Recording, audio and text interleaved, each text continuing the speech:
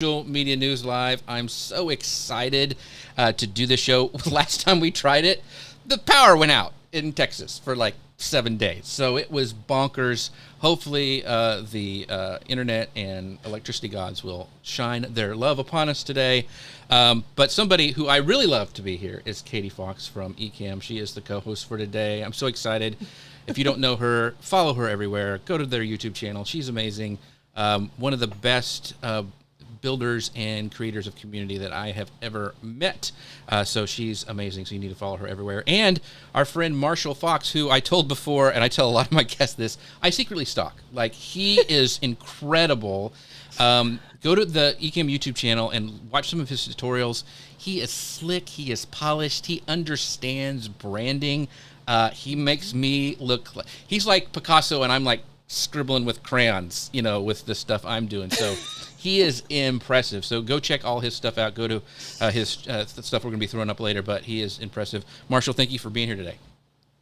Hey, look, Jeff, thank you so much for having me. I'm pumped up. I'm pumped up. We were just saying off camera. I said, look, if Katie's involved, it's an automatic yes. I'm Yes, happy to be here. I know she's, like I said, my secret weapon. So we got some of our friends showing up today. Somebody from Facebook going, hi friends, hi back at you. The Paul Duncan is going, yeah, Katie. See, all I have to say is Katie's going to be here, and here we go. And my friend Gary Stockton saying, good morning, you beautiful people from Huntington Beach. Gary, thank you so much for showing up today, buddy. I appreciate it. Ask your questions, because Gary is an incredible entrepreneur, a podcast producer, does some really cool stuff. I'm a musician. So, Gary, ask your questions today, but Gary is amazing as well. So, let me hit go on the podcast machine, and we will get started. Hello, folks. Welcome to Social Media News Live. I'm Jeff C., and you're not. And this is the show that keeps you up to date on what's happening in the world of social media and more. Have you ever found yourself pondering how to truly elevate your brand? Maybe you're intrigued by the secrets behind successful branding and design. Or maybe you're looking to transform your passion into a distinctive and admired brand. If those questions strike a chord with you today, then you're in for a special treat, because today we are beyond excited to host a guest who has successfully navigated this path. He's a maestro of branding and design who turned his journey from insurance sales to a $1 million freelance design business into a source of inspiration for many. Marshall's going to be sharing his journey, his insights, and his hot top tips for successful branding and design. So grab a cup of coffee, settle in, and gear up for an episode brimming with insights and inspiration. So let's dive right in. Marshall, how are you doing today? I am phenomenal. I'm phenomenal. Just came up from sunny Florida to Maryland, but it's hot up here too, so it's kind of giving Florida vibes, at least this week. So I'm excited. I was telling them before, if you guys hear my noise gate, like if you're listening to the podcast, I have like two air conditioners and a fan going on me, because it is hot here in Texas. But we're going to power through because we have power. That's all that matters. Yes. So yes. Anyway, I'm talking to Marshall today, but I want to let you guys know that he is going to be speaking at Creator Camp, and we're going to be talking about that later on today, kind of towards the end. I'm going to show you guys a commercial, but if you want to know more about this, you can go to ecamm.tv/Creator Camp. Marshall is going to be one of he's going to be training there. I'm one of the camp counselors. It's October 11th through 13th. If you want to find out more, once again, go to ecamm.tv/Creator Camp.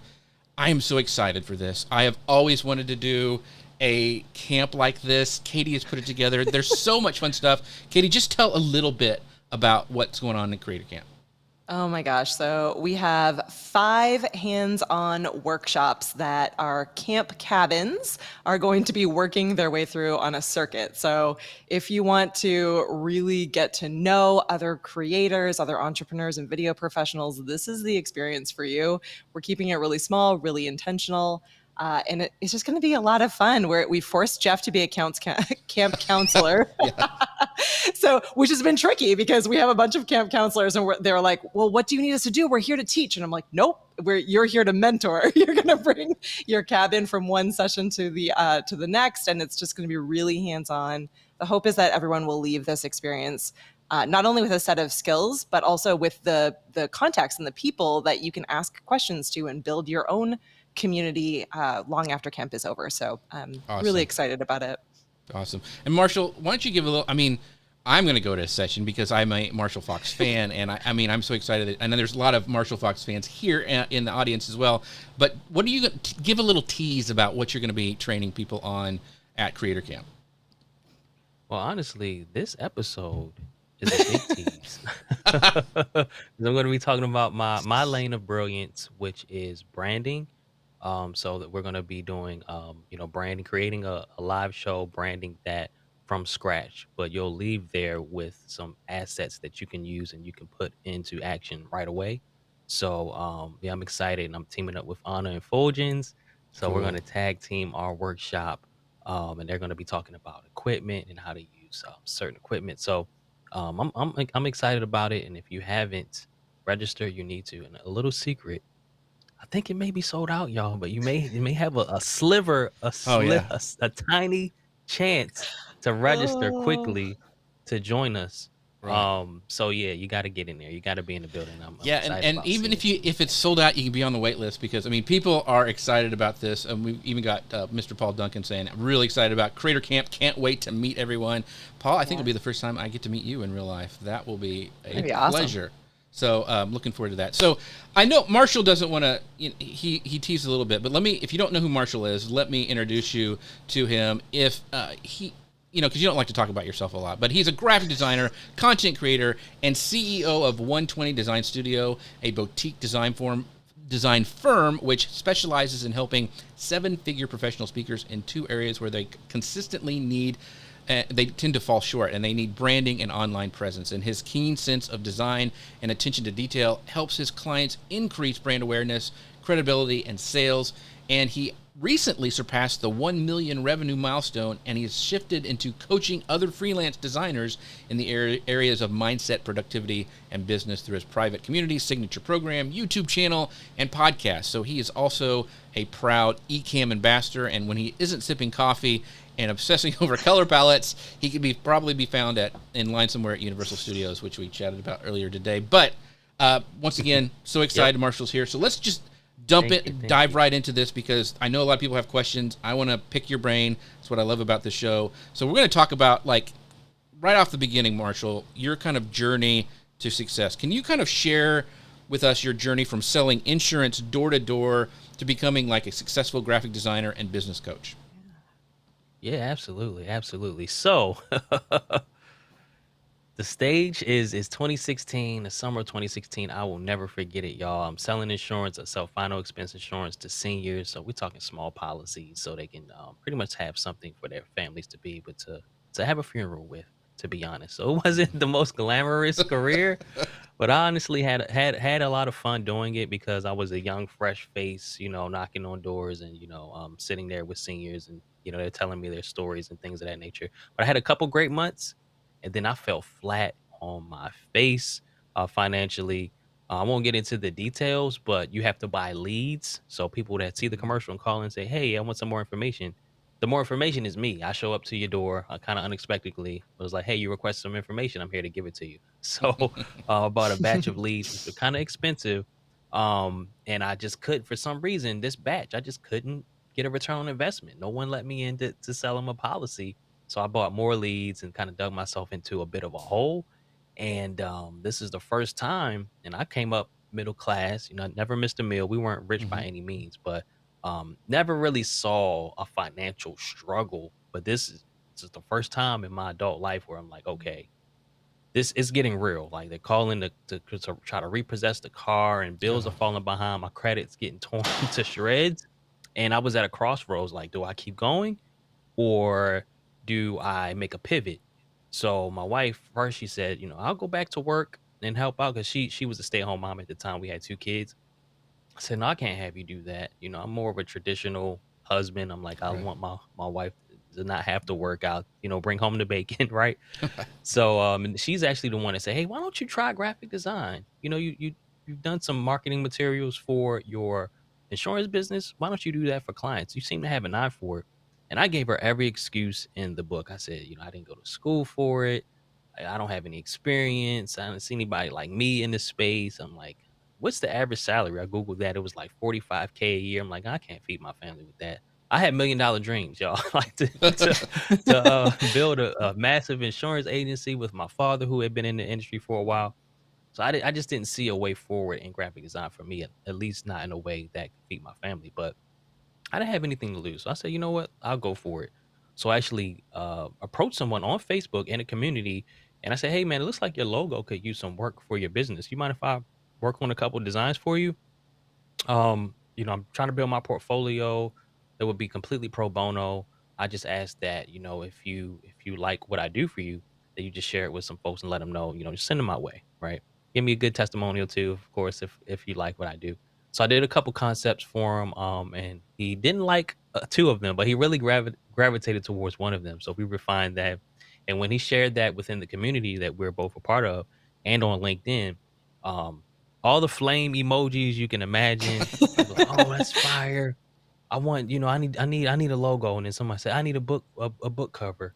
So I got a couple clients that way, and then those clients referred me to other clients. Next thing you know, I was doing a website. So everything I was doing was really the first time I was doing it. So I was failing forward. I was just using the tools that I had.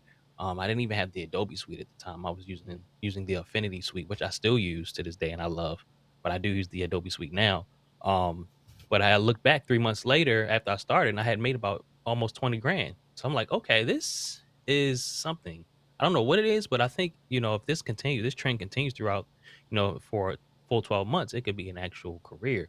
So that's kinda how I got started, um, but fast forward 6, almost 7 years later, done over $1.2 million in the space, and it's just me and, my wife helps with the business, and I have, my right-hand man, his name is Joe. He's pivotal, he's critical, to my business. He does a lot of the dirty work, if you will, Hmm. but, it's just us, man. So it's been a true blessing to my family, and I like you mentioned earlier, I've been, I don't wanna say pivoting, but I've been doing a lot more coaching as well, because I see a lot of designers who are way more talented than I am. They're struggling. They're struggling financially, and they it's like they're starving artists. They're not able to feed their families. And I'm like, you're making certain mistakes. I Hmm. won't get into all the mistakes right now, but there are Right. things that you can do to clean up your business to be able to do this full time at a high level sustainably. So I know that was a lot, but that's kind of how I got into this space. That's Wow. awesome. Wow. And perseverance. I mean, you had to, Yeah. a lot of people just throw up their hands and go, I don't, I'll just go to the 9 to 5 or whatever. But you said, Yep. no, I'll give it a shot. So that's Yep. really, really cool. So, you had a question, Katie? Yeah, I mean, I'm sure that there were a ton of challenges as you were kind of making that transition over from insurance into design. What were a couple of them, and how did you overcome them? Yeah, absolutely. So a big one, to be honest, I had a lot of guilt because got my insurance license, and I joined my Yeah. father on this insurance journey. And I feel like I kind of left him high and dry when I made the pivot. But he was like, "Man, go for it, do your thing." I'm blessed with very supportive parents, so they just want to see me win, right? And they just want me to be Mm. able to provide for my family, so it doesn't fall on them. Like that's what any parents want, any parent Hmm. wants, right? Yeah. Um, but in also in that transition, me not knowing what the next step is, what it should be, what it looks like. So I did a lot of failing. I took on way more than I should have early on. But on the flip side, I was able to get 10,000 hours into my craft in about three and a Wow. half years. And That's I great. was able to learn from a lot of those mistakes so I can make adjustments going forward. I had one project I worked on for about 2 years because of scope creep, and I Oh, didn't define Yeah. expectations and have a set amount of revisions, and when I should expect to hear back from the client with their feedback. So they would go like 2 or 3 months without me hearing from them. They would show back up like, "Hey, let's do this," and I'm like, "All right." So I learned from all of those things so I can change the way I do business going forward. And even a lot of designers right now, they overpromise and underdeliver, right? I fell into that trap before, taking on way more, not wanting to say no. But now it's like I know exactly what to do and what not to do. And a lot of those clients, they gave me grace early on, where they could have given me something less than 5 stars, but they still right. gave me 5 stars. So I really appreciate their patience. But I was always honest with my clients. letting them know, look, I don't have a ton of experience doing this. So you really taking a risk. This is a gamble working with Mm-hmm. me, but I want to make sure you're 120% satisfied when you leave here with me. That's where Right. the 120 comes from, the I was 120 gonna say, is that Designer where the name Studio. comes from? Yeah. Yeah, shout out to Eric Thomas. Is it's he's a motivational speaker. He has the whole 120 philosophy, just giving 120%. It's going It's above and awesome. beyond that extra mile. So that's kind of where that stems from. But yeah, learned a lot. Failed a lot of failing early on, but just learning from those adjustments and not Oh. letting it defeat me, looking at them as lessons, right? Not necessarily losses. So one of the things you said was you fail forward, which I really like, or you fell forward. And I think that's one of the things that, like, yeah, if you're doing this journey, you're gonna make mistakes. You're gonna make significant mistakes. Things will not go Yes. right. You will do stupid things financially. You'll say stupid things to clients, but saying like, and what I get from you is the grace and the understanding. Like, listen, man, I know I screwed up, and being that transparency will go a long way with like forgiveness with during those times that you mess up. So one of the things I want to dive into, because it's when you read it, you're like, what? And so that 1 million in revenue as a freelance designer, I know a lot of freelance designers. They hear that number and like, what did he do? Did he get like IBM, or like, how did this happen? So what strategies did you employ to, I mean, you just didn't land a $1 million client. There was a lead up to that. So what strategies did you use to get to that level? Yeah, there's so many strategies, but a big one, and I know it sounds cliche and people don't like to hear it, but it's niching down, right? It's Mm. niching down. I served a particular niche or niche very early on. So I like you see right now, I serve 7, 8 figure speakers, coaches, consultants. But earlier on, they weren't necessarily at that level, but they were still in that space. So they were still the speaker, author, coaches, and consultants. So I had a good stronghold. I had a it's almost like a stranglehold on that niche.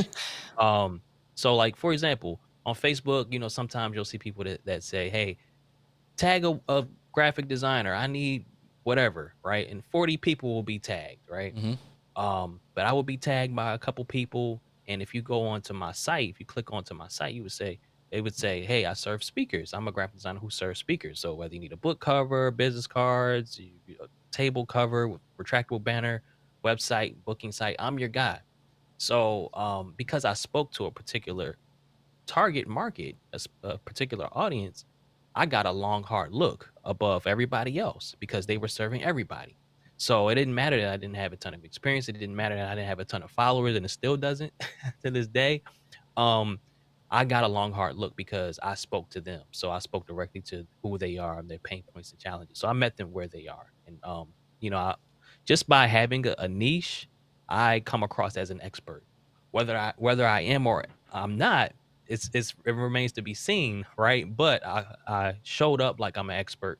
So that really helped early on. So I got a lot of clients, and mind you, they're not spending a ton of money, right? And I also, this is another strategy. I came in a little higher than the average designer. I think when I started, logos were about between 250 and 350. Right. So other designs would charge maybe $50, $100 to just get started, but I came in a little higher. Um, so, and the thing is, and I tell people this all the time, I was at a bit of an advantage, revenue wise, business wise, because I had specific goals to provide for my family with this. It's not like, oh, I'm just a design. I just love designing, and I do enjoy it, but it's not like I was just sitting around designing it Right. for no money. Right. Yeah. I had very specific goals. So that put me at an advantage over the designers who are scared to charge what they're worth just because they just love to do it and they would do it for free, right? So, Right. but now that I charge what I'm worth, I'm able to do those passion projects and take on the family favors and just do it for fun because the revenue, that's not an issue. So, Right.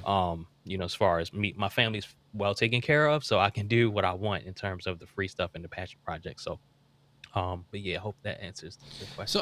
I just real quick, Katie, and then I'll jump to you. Yeah, But I want to yeah. ask, like, how did you did you have a client just out of the grab bag of I'm going to do design that was a speaker, and then you decided to go down that road, or was it very Yeah. specific that you went, I'm going to do speakers from the very beginning? Do you see what I mean? Because a lot of times people really don't know what they should niche or niche down to, And Yeah. it sounds like you found out really quickly. So I'm interested in that process.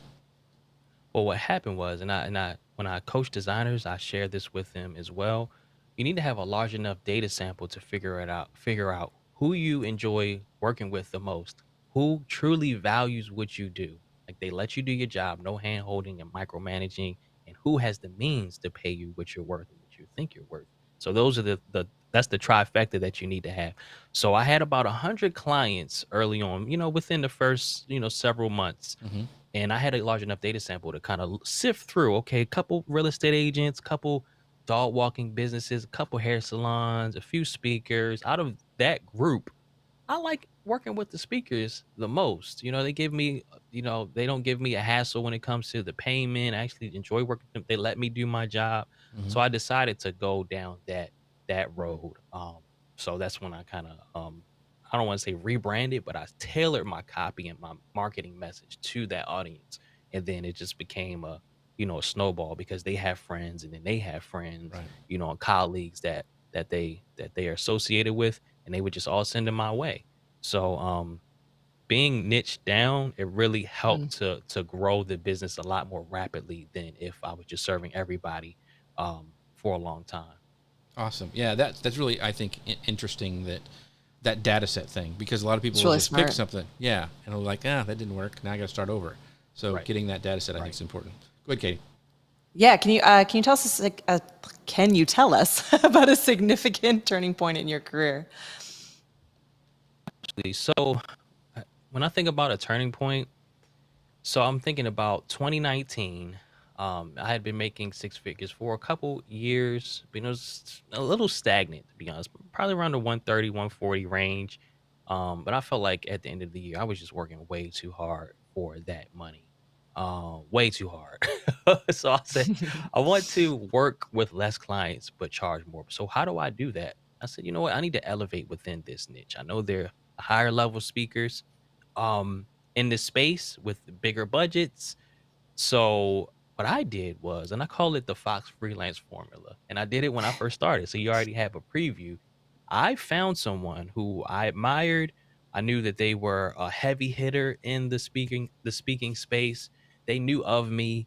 Um, and I could tell that they were well liked and respected amongst their peers, amongst their followers. And they didn't have a ton of followers at the time either. I was maybe about 10 to 12K. I'm like, this person is the real deal. People are really engaged in their content. Like, you can go to some people's page. They may have hundreds of thousands of followers, Right. but they don't have that many likes and that many comments. But this person didn't have that many followers, but they had tons and tons of comments and likes and people commenting. So I reached out to them and did the same thing I did with the gentleman at the beginning of my career. And I said, hey, would you be open to a complete rebrand, a brand new website? We were going to flip all of your marketing materials, your designs, um, and we can even do a strategy session if you come to my place and we can film it. It would be awesome. Completely pro bono. At that time, it was worth about 15 grand. Like that's Mm-hmm. what I would have charged for something like that. And of course, she said yes. Of course, right? So by doing that, we did her project. She actually came up, we filmed, we did like a little whiteboard session. So this still on the website to this day on my website, 120designstudio.com. And she sat there and kind of gave a phenomenal testimonial before we even did any work. Why? Because of the law of reciprocity. Not that I had like Yeah. sinister motives or anything like that, but I was very intentional about wanting to have her in my portfolio because I knew she was the type of Right. client that I would want to attract more of. So Yeah. this is the end of 2019. This is the holiday season, very busy because all of my clients, they're ready. They're trying to rebrand and they want everything to be fresh for the new year. So I really didn't have the time to do anything for free, right? I didn't. Mm-hmm. But we knocked it out anyway. We pushed through. And then we launched it at the top of 2020. And what happens at the top of 2020? The pandemic, Mm-hmm. right? So while most graphic designers' businesses were shriveling up, mine was exploding because I had her in my portfolio, and there are a lot of new course creators, a lot of new Mm. coaches and speakers at that time that whose businesses were also exploding. Everybody's home, they're learning more, they're on YouTube more. So a lot of new millionaires And who's there to say, hey, I'll serve you? Me. I was there. I was there, and I was prepared to serve those clients. So with all these new millionaires and all these new coaches that wanted a specialist, somebody who works with them who they could trust. When I tell you, this client, she was my number one ambassador because she just got this new rebrand, which she was excited about, and getting booked and things are exploding. She was more than willing to share me with her audience. So that was a clear turning point in my career. And I was able to use that lesson. And you can take that, rinse and repeat. So just to tie a bow on it, what you want to do is, do something for free or discounted, but for a specific person. You have to Yeah. strategically reach out to them, not vice versa, because the client that says, hey, do this for me for free for exposure, that usually never works out. No, Yeah. never. But if you're intentional about selecting who you would like to work with to get in your portfolio primarily, that usually will work out. So do something for free or discounted. In return, you're looking for a dope portfolio piece. That's number one. A phenomenal review, testimonial. If it's on video, that's awesome because video is king these days and queen. So you want a dope portfolio piece, a phenomenal review or testimonial. You want referrals, and you also want to turn that free client into a paid client.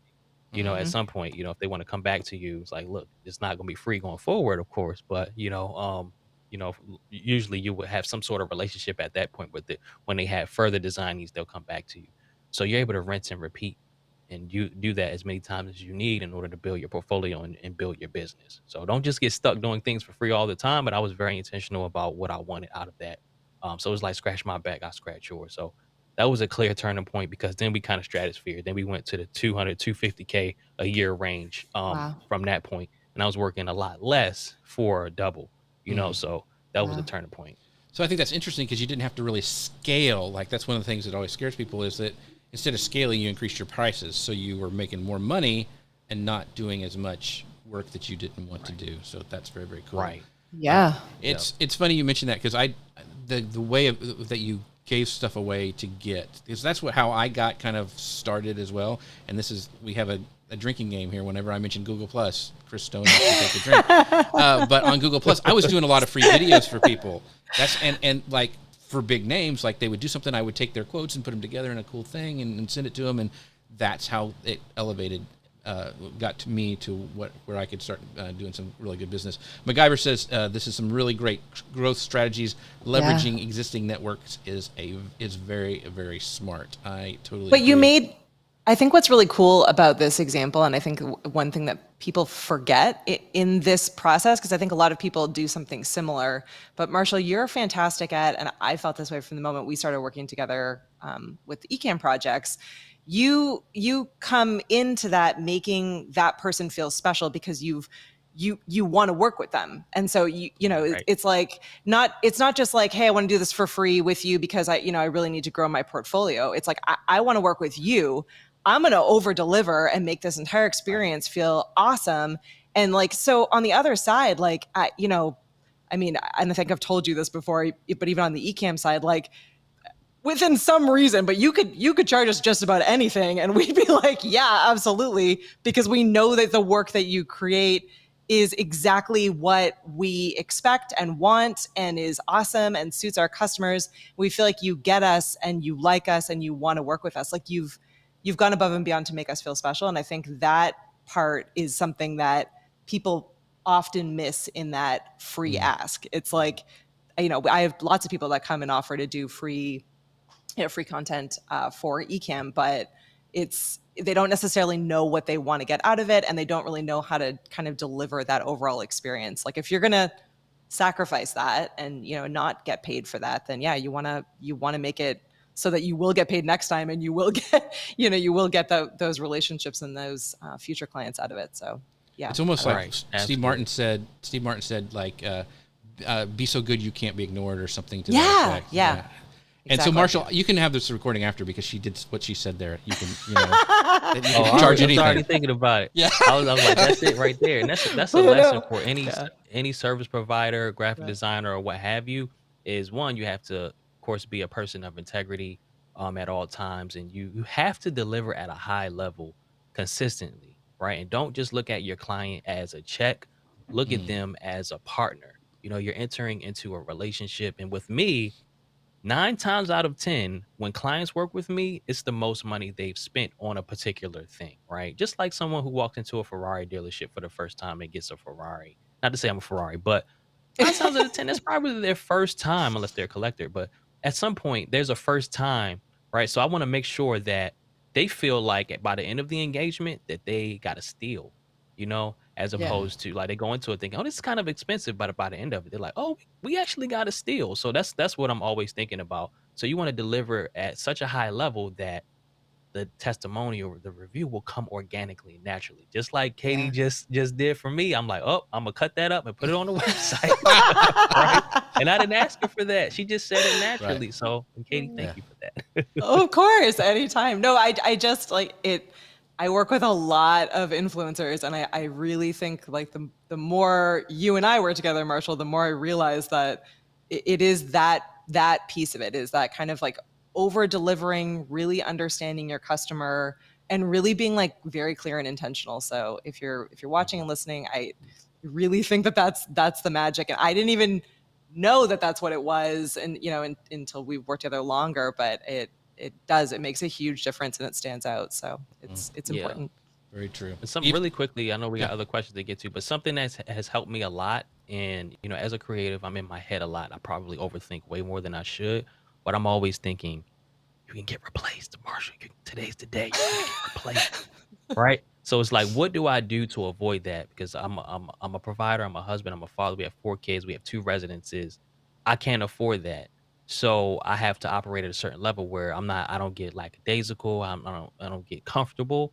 I make myself uncomfortable, even if just in my head was like, bro, you can get replaced. We have AIs running rampant. I know we'll get into that. Hmm. But what will happen? What's your plan B going to be if you do get replaced? So I have to make sure I'm not going to get replaced. Right. So, That's so part of true, that man. is trying to make the alternative irrelevant.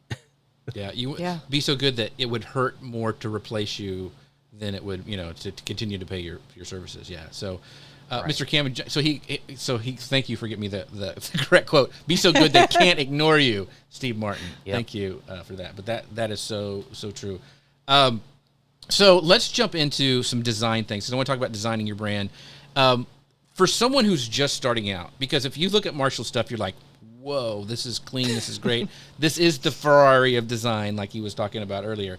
So what are some essential design skills, like if people are just starting into design or they want to take it to the next level? Can you recommend any resources or platforms where people can go? Because it sounds like, I mean, you were doing insurance and you may have dabbled with design a little bit, but then you kind of jumped all in, and I'm sure you have a bunch of resources that you could tell people in the same kind of space. Yeah, absolutely. So one, and people don't like to admit this, or I don't know. These days it seems like people they just walk on eggshells. But you have to have an eye for design first and foremost. That's my personal opinion. At least to do this sustainably over a long period of time and do it at a high level, at a way that you can have a tangible impact and you can have your clients feel good about what you did for them and also be able to make an impact. So, for example, with me, my clients are speakers, so it may be signage, it may be a book that's going to be in the hands of thousands and thousands of people that will look to change their lives. So, with that in mind, you have to have an eye for design first of all, because I've worked with other designers and I've seen folks that I can give them all the feedback in the world and they still can't get it. So that's first and foremost. You have to have a natural eye for design. Not to say you have to be gifted, but you have to know what looks good, what doesn't look good. Simple things like alignment, spacing, if having 2 to 3 colors in the logo, not more, not like 17 colors and all the different kinds of fonts on your website, like consistency, simple things like that. But as far as resources go, I highly recommend something like Skillshare, Mm, or I believe it's called LinkedIn Learning now, Hmm. mhm. Domestika with a K. Those are different services that you can use to learn things like Illustrator. I'm gonna jump right into Adobe Illustrator first and foremost, and then Photoshop. For some reason, a lot of designers that I coach, they create logos, but they do not like to do them in Illustrator. And Illustrator is a vector Right. based design program, and Photoshop is a raster based design program, primarily for photo manipulation. So they will create logos in Photoshop, but then they don't have the appropriate files and things just Mm. aren't right. So I know Illustrator can be a little intimidating, but it's a necessity. At least a vector-based a vector-based design program like Illustrator. So I would learn that first, because once you learn that, a lot of things become easier. So you just don't want to cut corners, because that'll only get you so far. So I highly recommend going to Skillshare, sign up for a free trial, believe it's 30 days. You can learn what you need, cancel it before the trial is up if you need to. I don't recommend doing that, but you could absolutely do that. Get on Skillshare, learn that. It may be 3 or 4 hours, of a course, and then you'll be good to go. But always be learning, improving.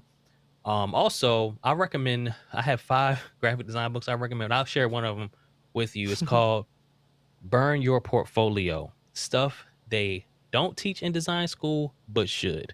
It's by Michael Janda. It's a phenomenal book. I would get that book. Go to Skillshare, learn Illustrator, Photoshop, and then grab Burn Your Portfolio: Stuff They Don't Teach in Design School but Should by Michael Janda. And that'll give you a really good foundation to have a sustainable graphic design business. Very, very cool. So, we've got some great questions, and we're going to get to that in the next section. We're talking about the actual, like some questions about some tools and live video and stuff. Katie, can you take that next question about the businesses? Yeah. So when should a business consider hiring a designer, a professional designer, and what should they look for when they're hiring one? Yeah, it really just depends on where you are in your business. And I have a bit of an unconventional answer, because I believe a lot of businesses, the majority of businesses, when they first start out, you may not need a graphic designer, at least a high level graphic designer. So I don't recommend you spend a ton of money on graphics and design before you've made money in your business. Of course, there are Mm, exceptions to every rule. Like, you have actual startups with funding, and they may have raised $1 million, couple $1 million. In that case, yeah, they can spend 5, 10, 20 grand on design. But in most cases, you don't need to do that, whether you do it yourself on Canva or, Fiverr. A lot of designers don't like when I talk about Fiverr, and I have a love-hate relationship with it myself. But, Fiverr, do it yourself, friends, family, or whatever, you have to go through a get it out the mud stage, right? Where you have to see, is this thing viable? Am I even going to be doing this in 6 months? Whatever the business is. Let's say you just started a clothing brand or something like that. Is this something I'm really going to do? And so a lot of my clients, at least the ones that I work with now, 7, 8 figures, they got to that point without a professional designer, to be honest with you. yeah. But once they get to that point, they're like, okay, now I need to invest. I need to make sure that the level of my branding, my design, is at the same level of the products and services that I sell, because Mm, they'll get there and things will be out of alignment. So they have to get in alignment. So that's when they hire me, and then I bring it up to that standard that they're at in the rest of their business. So yeah, you don't need to spend a ton of money, but you could hire. There are levels of clients and levels of designers, so you may just need to find the designer that's on your level. So what should you look for? So let's say you're just starting out. Spend a few $100. Spend two, three, maybe $500 on your branding. You don't necessarily need to spend 5, 10K on your branding, but you have to realize what you're signing up, what you're getting. So it may not be as high of quality, but it'll still be something that'll hold you over. And the thing is, your product or service should do most of the marketing for you, the most of the talking, right? Whatever business is, whatever your business is, if your product or service is good, you will make sales. It is what it is, right? So you already have the steak, and you just need a little sizzle, but the sizzle doesn't even matter at that point if the steak is really good at that level. Okay, so things that you should ask your graphic designers, just let them, ask them, how much experience do you have? What tools do you use? How do you accept payment? Are you using contracts? Um, do you have a client portal, things of that nature? It's not necessarily important at that stage, but yeah, those are the few things that you should ask them. You should just have a good understanding of, what their process is like, when should you receive designs back by, things like that. You just don't ever want to be call it WWW, like worry, wonder. I forget what the third W is, but you don't ever want to be in that space where you're just sitting around wondering what's going on with your project. When is it coming? Who knows, right? You just always want to be in the loop. So, Yeah. yeah, those Yeah. are the things you should ask. So this is going to be good, and hope you don't say Comic Sans. But what are some comic design mistakes that businesses make in their branding? Like, what do they usually overlook, or a common mistake, or something like, that's the first thing I fix when they become a client. Yeah, there are a few things. One is using too many colors. Another is trying to tell an entire story through their logo where it doesn't have to. Your logo is meant Yeah. to identify, not explain. Like you don't have to tell a whole story. Like look at Mm. Ecamm's logo, for example. What is it? It's an E with like a little cool circle around it. It doesn't have a streaming Right. thing, even though the actual live logo, has a silhouette. But the Ecamm logo as a whole is a perfect example of something that's simple, memorable, timeless, right? You can picture it on the side of a skyscraper for 100 years without having to change it. It's versatile.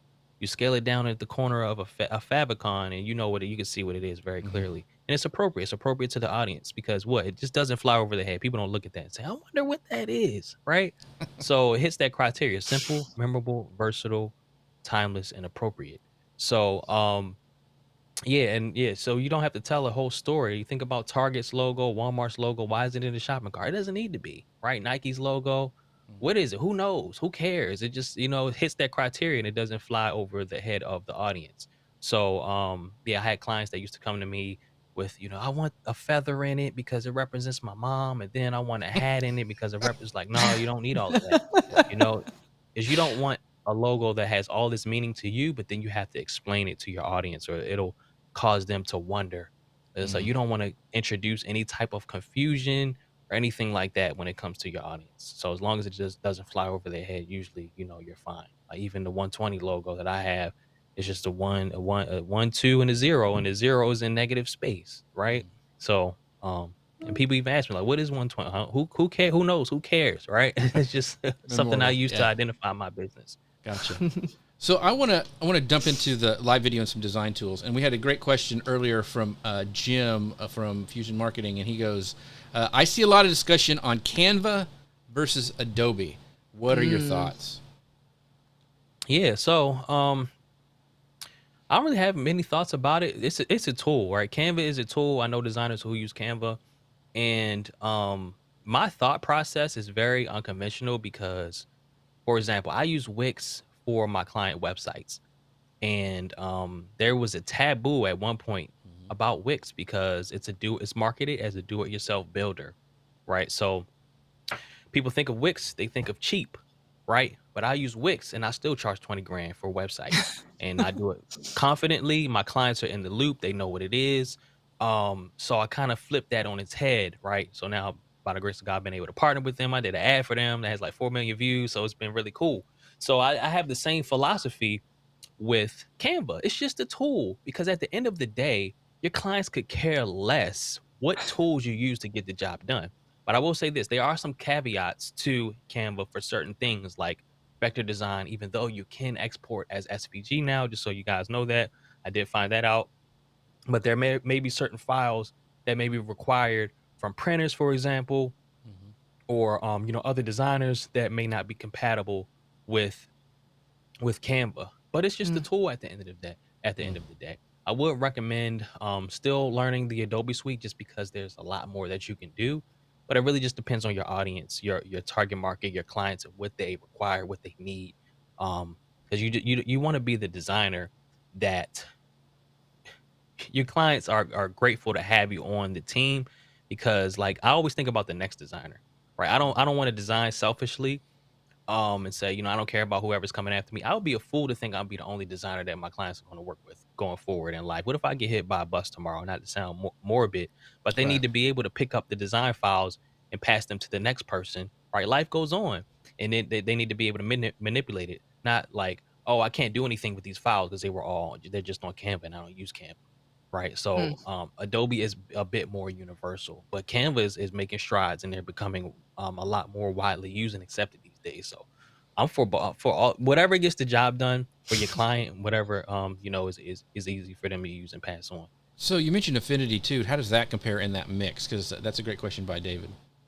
Mhm. Yeah, I use Affinity. I love Affinity. I feel like it's like Photoshop, but a lot more intuitive than Photoshop. So Affinity Designer is a mix between Illustrator and Photoshop. I use it primarily for pretty much all my design stuff, but I am able to export as a Photoshop document out of there, and I'm able to export vectors out of there as well. So I'm still able to pass along those files to other designers as needed. But it's like Photoshop, but it's a lot more intuitive in my opinion. It's a lot more easier to use and pick up and learn. So I love Affinity products. Very cool. So live video, and Katie, you can jump in anytime because you have a little bit of experience with this. But Marshall, I'd love to know for you, because it's, a lot of designers don't do live video. They like to stay away from it. They're focused on the page, they're focused on Adobe or whatever. But how has live video for you changed the landscape for business, and how can maybe another designer or, a business person look at that and go, I could use live video to help, grow mine? Yeah, live video is everything, y'all. Like it's everything these days. I feel like we're moving away from everything being so polished and scripted to I feel like authenticity, rawness, realness is making a comeback these days, right? Making a Woohoo! comeback. Even I was getting my hair cut. My barber was like, "Do you want any enhancements?" They call it enhancements. So what if he would have filled in my little light areas and the size, like think little patches? I'm like, no, because when I show up live to my community, I won't have those enhancements, right? I, Right. I want to show up like I show up all the time. So like I had a photo shoot yesterday.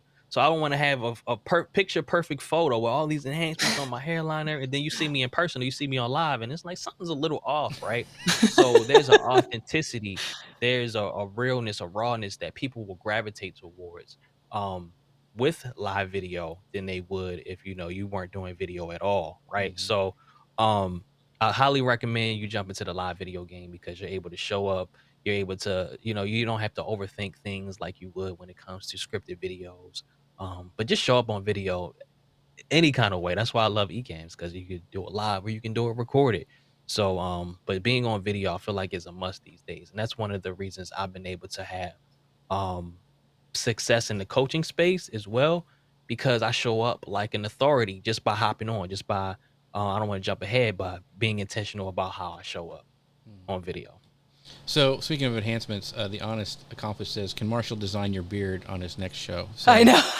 That's a appreciate that. that's a great question, Dan. And actually, I'm going off script for a second here, Jeff. Sure. But Marshall's been doing a series for us on our Ecamm YouTube channel called Marshall Creates, and completely on his own, he started he started doing this series where he basically is just taking feedback from the live comments and building logos and building design and kind of like live designing, which is what Dan is saying in that hilarious comment. But I love stuff like that, and the ability to do that as a designer, I think really speaks again to that whole kind of concept of authenticity and rawness and realness. Like those live experiences are really special for our audience who struggle with a lot of this kind of stuff and have a lot of questions about it. So yeah, I think things like that where you're kind of balancing live video with in the interaction and the engagement in a session like that, I think is really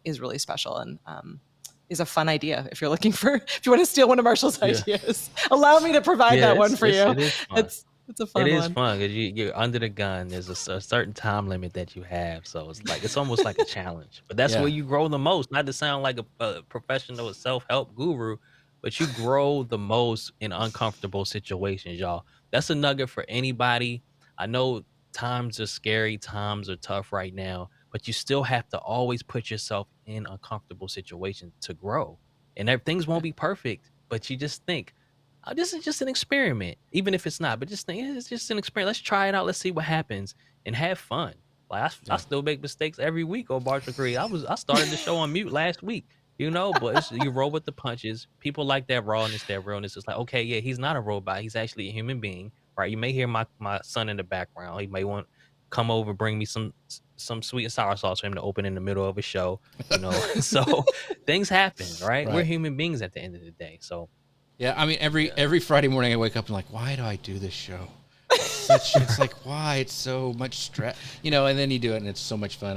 I love It's being so able much to talk to fun. Yeah. people, and like the Honest Accomplice says, Marshall knows that I'm one of his biggest fans. I mean, I love being able to talk and bring people's comments up and interact. That's one of the cool thing. And he goes, starting the show on mute is a copyright infringement on Doc Rock. So there we go. Very good. So let's dive into this, because once again I could talk about this all day, but we do have a hard stop. But how can people improve the quality of their live video presentations, and give some ideas for like the beginners out there, because they can look at your show and what you're doing over on Ecamm's YouTube channel and like, my gosh, I don't even have a background like that. How can I be at Marshall's level? So can you give them some advice on how they can improve the quality of their live video presentations? Absolutely. Shameless plug. Tune in to Marshall Creates right after this at noon, because we're going to be talking about green screens, how you can use green screens. So you don't have a dope background, get yourself a green screen. Get yourself a green screen and use that until you can make some simple improvements to your background. It's a little eerie and weird being back in this home office now after like 7-8 months. Even though I did come up here to film the Wix commercial for like 2 days, but I did so much back here, it almost annoys me. Don't look at this background and think that this is what yours should be like. I feel like it's a lot going on, but it's fine, right? I did take the sign down behind me because my head was covering it, so I was like, "What's the point?"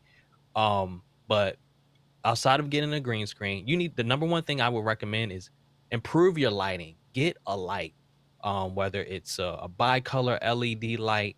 Just go on Amazon or type in softbox light, just some type of light to pump light into your shot. Because I'll show you right now. I'll turn this light off. It's a lot darker, right? Of course, you will have some sort of light. Turn the lights off inside of your office. If you go on Ecamm's channel and type in Ecamm lighting, you'll see the video that I did on lighting. But light is so important to your shot. You can improve your shot a lot just by having enough light showing on you, because your camera has to work a lot hard, a lot less hard than if you have a lot of light in your shot than it would if you didn't have enough light in your shot. So that can improve your shot a lot just by having light. Then for your background, just keep it simple. Get a lamp, a plant. Like in my wife's shot in Florida, she has a home office. It's just a nice little picture, a lamp and a chair in the background. It's real clean, really simple, and then you can start to slowly improve it or add things to it if you want, if you wish to. It's all about what you think your audience would gravitate towards. Okay, just don't do it for yourself. Do it for your audience. All right. So it's a great point. That's so important. Yeah. All right. Well, we got to ask you some Ecamm questions, because why not, right? So, Yeah. how do you use Ecamm and all of your gear and in your studio space to enhance your online presence, and more in particular to help with your coaching sessions? Absolutely. So, at full transparency, I signed up for Ecamm at the beginning of 2020 to be able to show up like an authority for my coaching clients. It's crazy because like so much has happened since then. It's like, wow. And a lot of it has to do with the fact that I started using Ecamm, because when I started using Ecamm, the number one thing I use is the virtual camera. So I wanted to be able to use my DSLR, what was a mirrorless camera, the Canon M50 at the time. Wanted to be able to use that, just plug it in via USB, because that's how it works, how simply it is to use on Ecamm, to be able to use that mirrorless camera as a webcam as opposed to my MacBook or iMac camera. So that's, once I started to do that, I'm like, okay, this is cool. This looks a lot better. Then I got a better lens to kind of blur the background out a bit. Then I started to get more intentional about my background. So as I'm doing this, I'm getting more confident. And I'm a bit of an introvert. So, but when you look good on camera, it gives you a little bit different, a little swagger. You know what I'm saying? A little more confidence. And then, I'm able to show up more of like an authority. So I use Ecamm to, of course, the virtual camera on Zoom calls, and also I would start to go live in my Facebook group for graphic designers. I'm just giving feedback, right? So I set up a couple of scenes where I have a screen share on one side, and I'm able to pull up the group and give feedback on different designs, and also open up Illustrator and kind of tweak their designs and things like that. And I also use Ecamm on coaching calls, the virtual camera on consultations and discovery calls with potential design clients. So it's always an icebreaker when I show up on camera, like, oh wow, your camera is really clean. What's going on here? So they have a ton of questions. They're excited. One, I'm showing up like an authority, and two, it's an icebreaker. Like we're starting on Netflix. Oh yeah, thanks. It's actually a program I use called Ecamm, and this is what you can do. So then we kind of talk for a couple minutes, and then we kind of get into the meat of the meeting. but it's not awkward at the beginning because I've had this icebreaker, inadvertently because I'm showing up like this, right? And it also allows me to show up like an authority, not like I just plop down on my lunch break and I have to go back to my job at Starbucks. Even if that was the case, I don't look like that. I look like I do this full time and I take Right. this serious, which I do, but Ecamm will allow you, I'm not to say it's all smoke and mirrors, but it'll allow you to show up like, you do this professionally. You take it very serious, and with the attention to detail you put into your whole setup, you'll put that into your client's work as well. So that's primarily how I use it, the virtual camera for coaching calls, and also going live in my group. I go live on my channel from time to time, going live with Ecamm on Marshall Creates, and pre-recording as well. I record right into Ecamm. I haven't had a memory card in my camera for about 3 years, so I don't need to do that. Just record right into Ecamm. So now, if I do my podcast, I'll have those audio tracks recorded separately. So So good. I'll use Ecamm for everything. Yeah, it is. It is like the Swiss Army knife of video and Yeah, it live is. video. It It really really is. is. So And I don't even use a fraction of what it all can do. So the virtual cam, like going into Zoom now, and they're like, "How you can do that?" So I can pull up my lower third during Zoom. They're like, "How are you doing that?" I'm like, "Man, right. it's Ecamm." Yeah. Um, so the last question, really quick, before we get into like where everybody can find you. I want to know, as a designer, because it's almost like when Canva first came out. Designers threw a fit when Canva came out. I remember those days. And now I see the same thing happen with AI tools for design. So do you see them as a threat or an opportunity? I see it as an opportunity because, and I got to give credit to Chris Doe. He's a phenomenal, just a phenomenal human being, first of all. But he's one of the goats in the graphic design space. Built a multi-million-dollar agency, and now he focuses on training and development for designers through his platform called The Future. Mm-hmm. And I spoke in Raleigh about a month and a half ago, Raleigh, North Carolina. He was there as well. And he said something that really changed the way I thought about design. He said, a lot of you guys are, worried about copyright and this and that. And it's a lot of fear talk, but it's not going to be AI that takes your job. It's going to be someone using AI who takes your job, So as a true. designer. So, Yeah. right. So he said, get familiar with it. Stop being scared. So I was like, you know what? I'm going all in. So I started to be more open and receptive to it and look at it as a tool rather than a threat. So, I've been into it. And shout out to Nikki Saunders. She's, Oh, I Ecamm love Nikki. fam. Mm-hmm. And Ecamm sponsors the Nikki and Moose podcast, which I've had the pleasure of being a guest on recently. She's I would say she's one of the pioneers in this space in terms of making AI less threatening to your average Joe. So if you follow her on Instagram, this is Nikki S, you can see a lot of the tools that she recommends because she does a lot of research on AI. So follow her because she's always got some tools to share. Also, Twitter is a good place to follow to find out more about different AI tools and how you may be able to use it in your business. So I've been using it here and there. A big thing I use is generative fill and the Oh yeah, Photoshop beta, it's which amazing. is cool because I do flyers and graphics. So, someone may send me a photo of, the top of their head cut off because that's the tight angle of Right, the shot, right. Yeah. or their arms cut off. But I may need their arm, all the rest of their arms for a flyer. It's true. So I'll use generative fill to create the rest of their body. It's So so it's been really amazing. cool. I have a reel on my Instagram page, and we'll put that up in a second. As far as the Instagram, but I had a shot of someone. It was probably like just his head, and it was off to the side. But I just wanted to create more space on the other side so I can center his head into a circle. But I just kept going, and I created the rest of his body and his legs and his feet. So it's really cool to see how how far AI has come Mhm. so quickly, but how you can use it to really make your job easier. Yeah, in fact, it's not there yet because I'm actually a lot thinner and I'm using generative fill. And it's just adding too much for me right now. But Marshall, thank you so much. I know we're at a hard stop, but I want to have a chance right now for you to tell people where they can find you. I mean, so much great information today. Where they can connect to you, where they can ask questions, all that stuff. So tell people where they can find more about Marshall Yeah. Fox. Absolutely. So you find me on Instagram. That is my handle right down there, Marshall Fox. I'm also on Threads, Marshall Fox as well. Shout out to Threads. And also, if you're a designer, you'd like to join my community, I have a free Facebook group called Good to Goat. Is GOOD, the number two, and then GOAT, Goat as in greatest of all time. And I also have a membership. at goodtogoat.com. Goodtogoat.com. So I have a monthly membership as well. Going live today, doing Feedback Friday. So yeah, that's where you can find me. Yeah, so after this, let's just go head over to Marshall Creates at Ecamm's YouTube channel. Katie, where can people find out more about the amazing Katie Fox? Oh my goodness. Well, I am hiding behind all of the Ecamm channels, so you can find me in our community, which you can head over to at ecam2ms.tv/community, on Discord, ecam.tv/discord.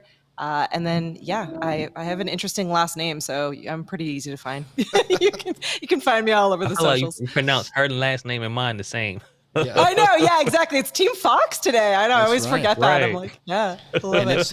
And I'm Jeff C, and you can find me everywhere. It's I before E, especially in C. And with that, thank you guys. Don't forget about Creator Community. It's amazing. Go and watch Marshall next over on YouTube.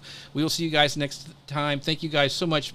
Paul Duncan, Honest Accomplice, Gary Stockton, everybody who showed up today. Appreciate you guys. And with that, we'll see you guys next time. Thank you. Bye, everybody. Peace. Attention all campers, this is your camp director Leslie Samuel here, and I'm here to tell you about the most epic event of the year, Creator Camp. Are you ready for Creator Camp? Because we are ready for you. We've been hanging with the counselors, prepping the s'mores, and gearing up for an amazing camp. So, what can you expect at Creator Camp? Well, let me tell you, an epic kickoff party where you'll get to meet everyone from your workshop leaders to your camp counselors. And yes, the whole Ecamm crew will be there too. Hands-on workshops from top experts in subjects you care about. Meet your favorite Ecamm fam members, amazing food and drinks all included with your ticket. Fun activities and excursions like a ghost walk in Salem, Massachusetts, wine tasting, and brewery tours. And of course, a talent night to showcase your skills. This is the event you've been waiting for. The Ecamm fam is taking over Amesbury, Massachusetts, and we don't want you to miss your chance to be a part of it all in real life. IRL, yo! So gather your camping gear, like your laptop and camera maybe, and get ready for a wild adventure at Creator Camp. I can't wait to see you there.